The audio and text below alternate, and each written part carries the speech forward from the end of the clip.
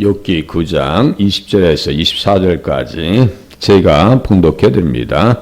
가령 내가 의로울지라도 내 입이 나를 정죄하리니 가령 내가 온전할지라도 나를 정죄하시리라.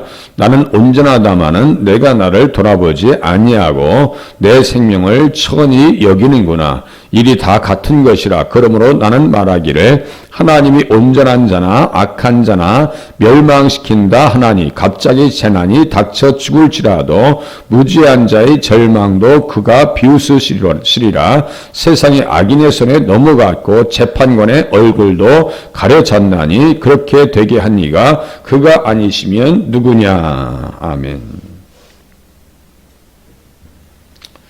가령 내가 의로울지라도 15절에도 가령 내가 의로울지라도 이렇게 말하고 있습니다. 그래서 이것은 뭐냐면 하나님 앞에 의로운 인생이 없다라고 하는 말을 또 욥이 강조하고 있습니다. 하나님 앞에서 우리 자신의 의를 가지고 내세워서 살 수 있는 사람은 한 사람도 없어요. 믿음이 있어야 살 수 있는 거죠. 나의 의는 믿음으로 말미암아 살리라. 믿음을 통해서 주시는 의가 있을 때만이 하나님 앞에 살 수 있고 천국이 보장되는 것이죠. 나의 의를 가지고 천국에 들어갈 수 있는 사람은 없습니다. 주님께서 주신 것 가지고 가는 거예요. 그러니까 감사밖에 할 것이 없고요. 찬양밖에 드릴 것이 없어요. 우리 자신을 알잖아요. 그렇게 하고 저 전도하면서 우리 꼬마 아이들 있죠. 유치원 다니는 아이들에게 물어봐도 너가 죄가 있냐 없냐라고 얘기하면요. 죄가 한참 생각하다 죄가 있죠라고 얘기해요. 아이들도 그래요. 아이들도 죄에 대한 인식이 있어요. 동생을 괴롭히고 유치원에서 괴롭힐 수도 있고 괴롭힘 당할 수도 있어요. 그죠? 다 죄인입니다. 누구든지 죄인이에요.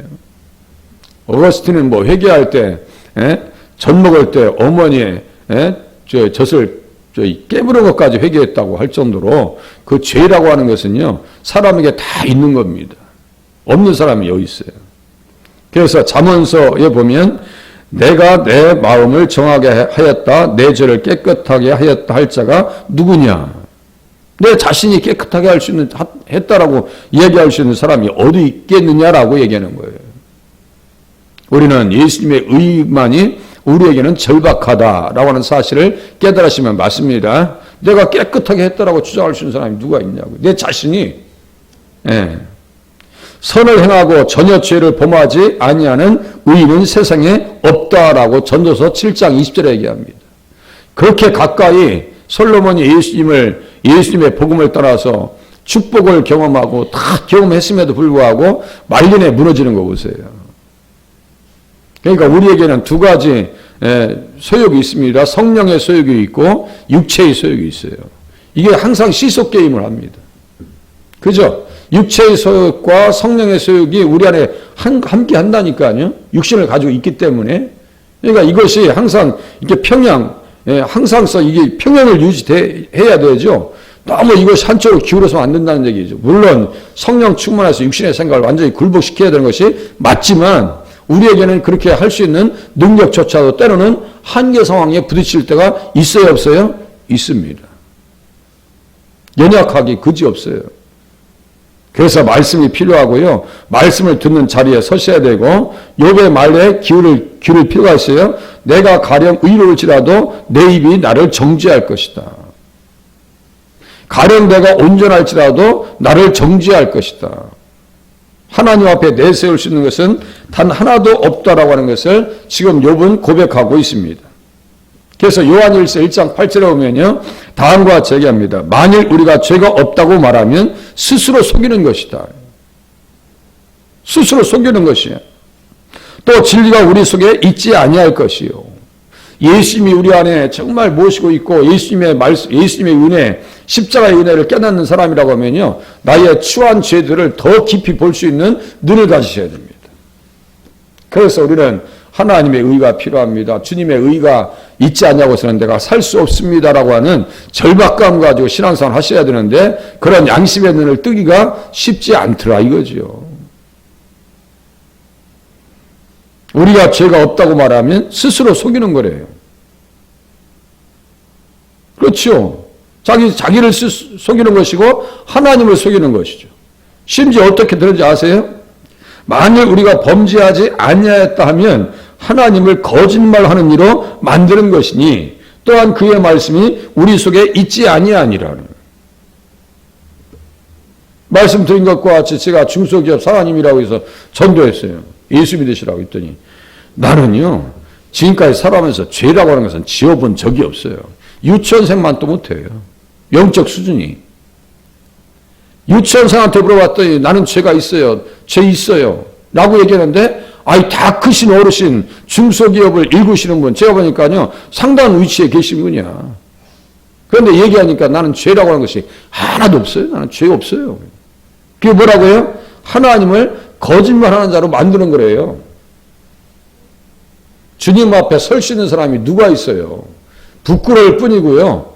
감사할 뿐이고 그냥 나를 받아주심에 대해서 감사할 것밖에 없어요. 우리는 철두철미하게 죄인입니다. 21절 보세요. 나는 온전하다마는 내가 나를 돌아보지 아니하고 내 생명을 천히 여기는구나. 이게 무슨 말씀이냐면요. 내가 완전할지라도 내 영혼을 알지 못하며 내 생명을 멸시하리라. 내 생명을 멸시하리라. 내 생명을 천히 여기는구나. 내가 온전하다마는 내가 나를 돌아보지 아니하고 내가 혹시나 온전한 것이 있다 할지라도 내가 자신을 돌아볼 수 있는 입장이 아니고 내 생명을 천히 여긴다라고 하는 것은 그냥 자기 자신을 멸시하는 내 생명을 멸시한다라고 하는 그런 겸손한 표현입니다. 내가 온전한 것이 있다 할지라도 아무것도 아니야 나는 이런 표현이에요. 나는 아무것도 아니야. 그래 당신들 말이 맞다. 나는 죄인이야. 나는 뭐 의로운 것이 없어. 사람의 일이 다 그런 거지. 난 부족하지. 네? 그러면서 22절에 얘기합니다. 일이 다 같은 것이라. 그러므로 나는 말하기를 하나님이 온전한 자나 악한 자나 멸망시키신다 하나니 온전한 자나 악한 자나 온전한 자는 예수 믿는 사람이고 악한 자는 예수를 모르는 사람들입니다. 똑같이 재난들이 찾아온다는 얘기예요. 그걸 또 전도서 9장 2절에 솔로몬 얘기합니다. 모든 사람에게 임하는 그 모든 것이 일반이라. 의인과 악인, 선한 자와 깨끗한 자와 깨끗하지 아니한 자와 제사를 드리는 자와 제사를 드리지 아니하는 자, 예배하는 자, 예배 드리지 않는 자에게 일어난 일들이 모두 일반이니 선인과 죄인, 맹세하는 자와 맹세하기를 무수하는 자가 일반이로다. 9.11 테러 사건도 제가 말씀드렸죠. 그 안에 믿는 사람이 있어요, 없어요? 있죠, 왜 없어요? 왜 없겠어요? 성남의 유명 가수 공연 보겠다고 전철 위에 30m 된대요. 30m. 그렇게 뚜껑 씌워놓지. 지금은 다 유리로 다 올려놨죠. 그 위로 못 올라가게. 예전에는 그 사고 나기 전에는요. 그 하수구 뚜껑 이렇게 얇은 거 있죠. 철판으로 돼 있는 거. 밑에 선이 보이는 거.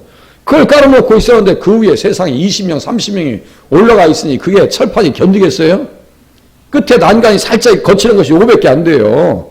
여기에다 철판을 올려놨으니 거기에 유명 가수의 공연을 보겠다고 30명, 20명 올라가 있으니 그게 견디겠냐고요. 떨어졌어요. 위에 떨어지고 또 떨어집니다. 사람이 견디겠어요? 그때 11명인가 죽었거든요.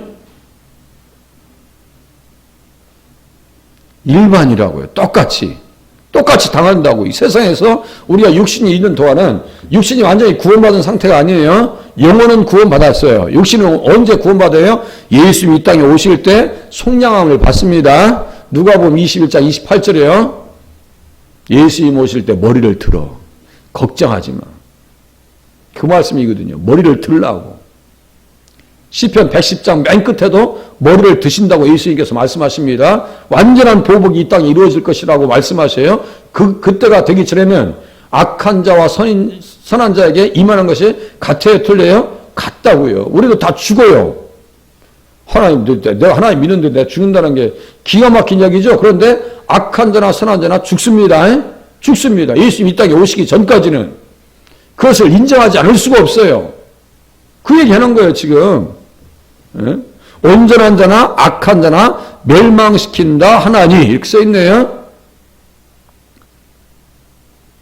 그러면서 주석학자들 보니까요, 에레미야 24장을 지시합니다. 한번 보세요. 에레미야 24장.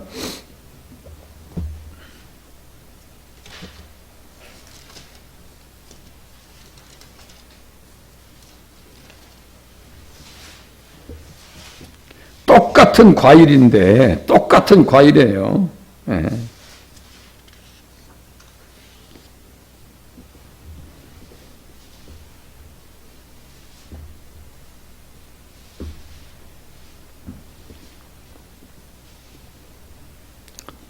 환상을 하나님께서 보여주시잖아요.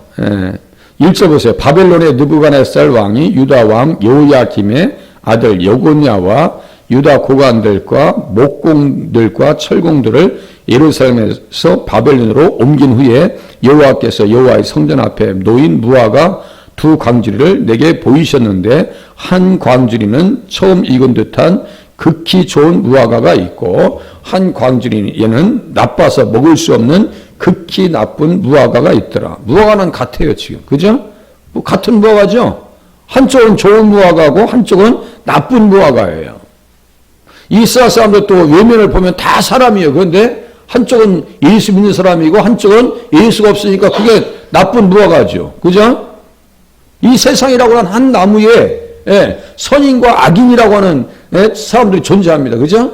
우리들은 선인이에요. 좋은 무화과예요. 그렇게 이해하시면 됩니다. 그래 보세요.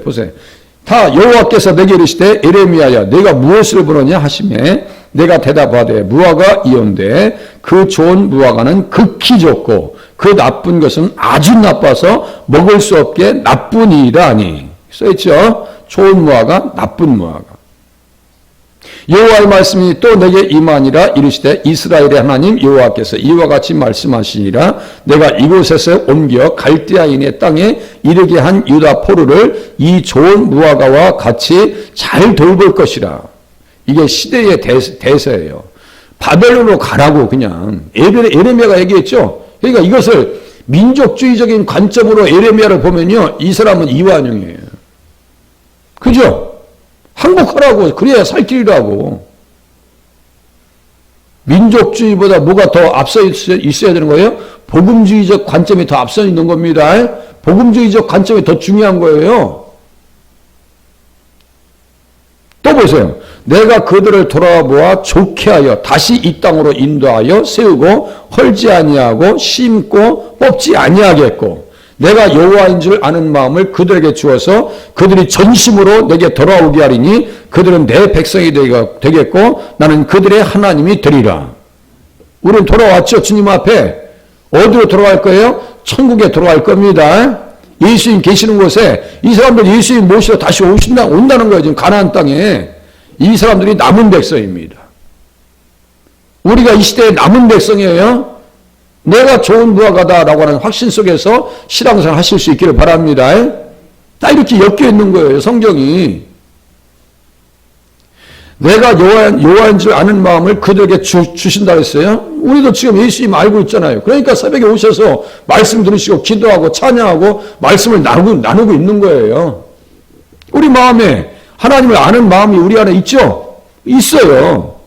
펼쳐보세요. 여호와께서 이와 같이 말씀하시니라. 내가 유다의 왕 시드기야와 그 고관들과 예루살렘의 남은 자로서 이 땅에 남아있는 자와 애굽 땅에 사는 자들을 나빠서 먹을 수 없는 이 나쁜 무화과와 같이 버리되. 못돼 먹었다 이거예요. 시드기야 못돼 먹었어요. 고관들 남은 자, 여기 또 남은 자하고 또 좀 전에 제가 설명한 남은 자하고 또 달라요.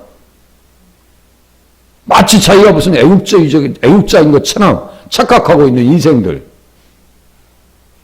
세상 모든 나라 가운데 흩어서 그들에게 환난을 당하게 할 것이며 또 그들에게 내가 쫓아 보낼 모든 곳에서 부끄러움을 당하게 하며 말거리가 되게 하며 조롱과 저주를 받게 할 것이며 내가 칼과 기근과 전염병을 그들 가운데 보내요. 그들이 내가 그들과 그들의 조상들에게 준 땅에서 멸절을 하기까지 이르게 하리라 하시니라. 이거 무슨 차일까요? 예수가 있느냐 없느냐의 차이입니다. 예수님이 그 마음속에 있느냐 없느냐 이 차이요. 없으면 무너집니다. 외면적으로 보면 똑같아요. 무어가예요. 다 떨어졌어요. 그죠? 광주리에 담겨져 있어요. 외면적으로 보면. 그런데 내면을 보면 다르다고요. 우리가 다 똑같이 죽어요. 가는 길이 다릅니다. 가는 길이 달라요. 욥에게는 건강한 내세관이 있다고 말씀드렸어요. 염세주의적인 그런 관점보다는요, 건강한 내세관이 그 안에 있다고요. 우리의 겉사람은 후패할지라도 우리의 속은 날로 새로워지는 그러한 역사가 있기를 바랍니다. 그래서 욥은 그 과정 속에서 자기를 무엇으로 이해한다고 했어요? 욥기 23장 10절에 보면 시련, 연단이라고 지금 말씀드렸잖아요. 연단이라고. 그런데 이 사람들은 뭘 보고 있어요? 징계 내지는 심판으로 보고 있는 거예요. 그러니까 서로가 막 말이 막 일그러지고 다투고 부딪히고 이렇게 나타나고 있는 거예요. 이제 욥기 또 가보겠습니다. 9장으로 가보겠습니다. 23절.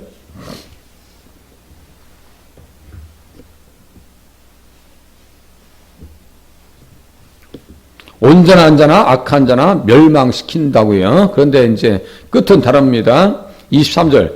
갑자기 재난이 닥쳐 죽을지라도 무지한 자의 절망도 그가 비웃으시리라. 참 이게 쉬운 말씀이 아닙니다. 쉬운 말씀들이 아니에요. 항상 이 관점들이 조금씩 다르기 때문에, 예. 무지한 자의 멸망도 절망도 그가 비웃으실 것이다. 하나님의 뜻을 따른다고 하는 것은요, 쉬운 게 아니에요. 우리의 삶 가운데 때로는 고통과 절망스러운 상황 가운데 놓여질 수 있기 때문입니다. 우리의 기도와의 간구와 현실과의 격차가 너무나 격차가 클 때가 많다고 말씀드렸잖아요. 그것을 무엇으로 메꾸셔야 한다고 했어요? 인내로서, 기다림으로 메꿔 나가야 돼요. 이스라엘 백성들은 어떻게 기도했는데요? 430년 동안 기도했습니다. 애굽에서 나가길 위해서. 한 시대가 지나고 한 시대가 또 지나가면서. 그래서 세대를 뛰어넘는 기도가 중요하다고 말씀을 드렸잖아요. 욥에게도 전혀 기대하지 않았던 일이 지금 다가온 거예요. 갑자기 재난이 닥쳐 죽을지라도 무지한 자의 절망도 그가 비웃으시리라. 인생이 말이죠. 다 해석할 수 없는 지경까지 있다라고 하는 것을 이야기하고 있는 거예요. 다 해석할 수 없는 거예요. 하나님의 일을 어떻게 다 해석할 수 있겠어요? 내가 기대하지 않았던 일들이 내 안의 삶 속에서 갑자기 드러날 때가 있어요. 17절에 있는 말씀과 같이 그가 폭풍으로 나를 치시고 까닭없이 내 상처를 깊게 하시며 자기는 알 수가 없다는 거예요. 자기는 괴로움을 채우시고 고통을 주시고, 예, 주님 앞에 어떠한 말을 할 수 있는 입장이 안 된다는 얘기예요. 24절 보세요. 외관을 보면 세상이 악인의 손에 넘어갔고 재판관의 얼굴도 가려졌나니 그렇게 되게 하니가 그가 아니시면 누구냐. 어떠한 일이 있어도 내가 하나님 앞에 무엇을 왜 그렇게 하냐고 따질 수 있는 입장은 안 된다 이거예요. 그렇게 하신 이가 누구냐 이거예요. 하나님께서 그렇게 하셨다는 얘기예요. 결국은 뭐예요? 신정론. 이게 중요한 거예요. 신정론적인 관점을 가지고 신앙생활 하시는 거. 다시 말씀드립니다. 하나님은 다 오르십니다. 하나님께서 하시는 일을 우리가 다 어떻게 측량할 수 있겠어요? 할 수 없지만 욥은 결국은 뭐예요? 하나님이 오르십니다. 라고 하는 신앙 가지고 갑니다. 그러니까 성령에서 칭찬을 받죠. 우리 신앙생활 인내하면서 잘 하시는 분들 보면요. 어떠한 현상들이 있느냐면 다 하나님의 뜻으로 받아들입니다.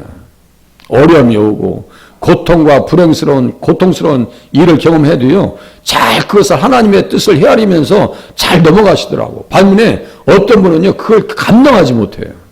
어려움이 찾아오면 감당을 못해요. 그건 아직 훈련이 더 필요한 거예요. 그죠? 전쟁하려면 뭐가 필요해요? 훈련된 병사가 필요합니다. 인천 상륙작전 할 때,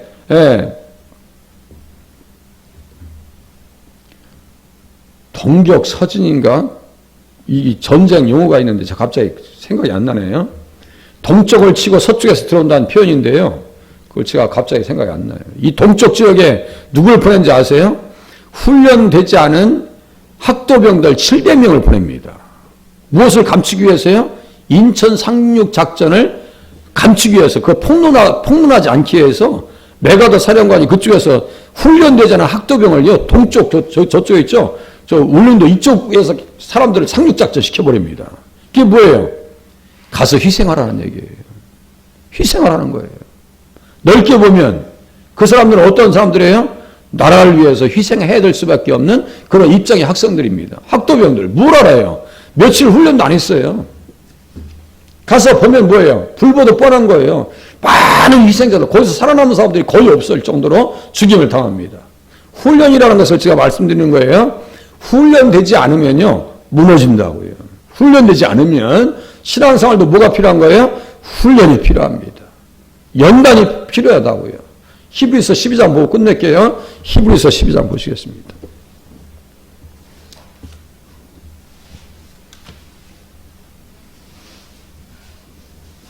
11절에 딱 답을 주네요. 하나님 앞에 버림받은 것 같고 떨어져 나간 것 같고 악인의 손에 넘어간 것 같고 절망 가운데 있을 때 하나님께서 멀리 계셔서 비웃으시는 것 같은 그런 느낌이 있지만 11절 보세요. 무릇 징계가 당시에는 즐거워 보이지 않고 슬퍼 보이나 후에 그로 말미암아 연단받은 자들은, 연단이 나오죠? 징계와 연단이 같이 나오네요. 연단받은 자들은 의와 평강의 열매를 맺느니라. 나중에 욥은 평강하게 됐어요, 안 됐어요? 됐어요. 끝까지 주님 앞에 연단받으시고 기도 훈련 받으시고 말씀을 들으시다 보면은 하나님께서 평강의 날을 허락해 주실 줄로 믿어서 기도 생활 끝까지 인내하실 수 있기를 바랍니다. 기도하시겠습니다.